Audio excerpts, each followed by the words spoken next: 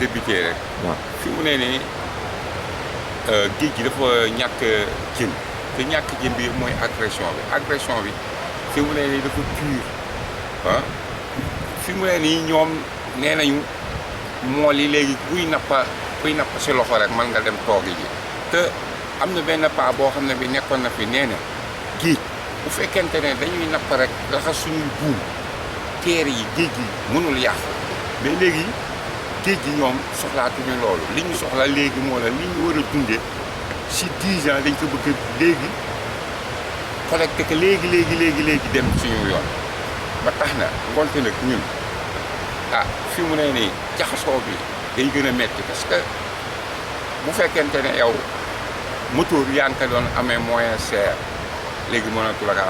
amee moyen cher léegi gaal yi boo si liggéey léegi bëgg dem 700 000 te loolu bu jëkkoon paasewul loo xam ne lii 200 000 la woon léegi nit loolu mënatuñu ko am moo tax léegi géej gën na yàqu te géej gi fi mu ne nii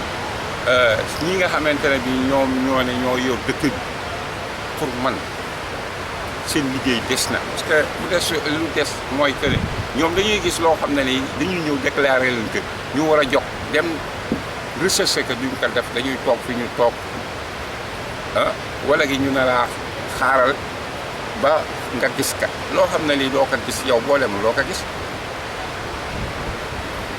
lu ñuy yàq si biir géej gi kii dem si biir géej gi di nappi bés ba jot moo kaa gis mais kuy taxaw fii si tefes bi kuy teeru mënuloo gis loolu sam teeru rek ngay gis lu xale yi wax bu ñëwee ñu ne loolu amul moo tax lii am démb nag du loo xam ne lii lu bees la fi bu fekkonte ne xale yi bu ñu waxee ñoom ñii nga xamante ne bi ñoo yor tefes gi ñii nga xamante ne bi ñooy laaj fii ay keesi jën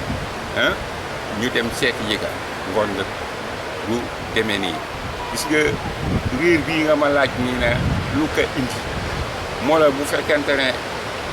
lii changé wul lii du gaaw a changé parce que xale yi zone bii nga xamante ne bi mag ñi fa lañ daa fekk jën wi daa ko nappa léegi amatu parce que léegi da ngay gis benn étranger bu jógee Ghana ñiy jóge xawma Nigéria xawma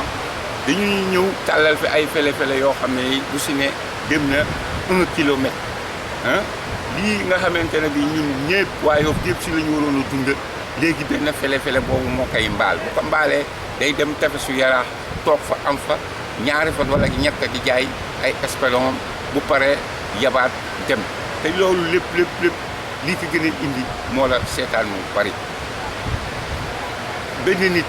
warul dunde loo xam ne lii ab village moo ko war a dunde loolu war nañ ko seetaan parce que du am na yoo xam ne du bato yi rek de waaw kii naka lañ koy wax mool yi suñu boppa waaw ñoo nga xamante ne bi ñooy def agression bu metti bi sax yenn yi du bato yi mool yi la seen boppa mool yi am na fi si noor bi rek ay gaal yoo xam ne ñu ngi jóge fële booru Yaraax ak Caaray ak Mbaaw ba Tëngéej di ñëw ba fii commencé si Jàmmalaay di sóob seeni fele-fele ba ker baa ñoo àgg penku waaw di nappa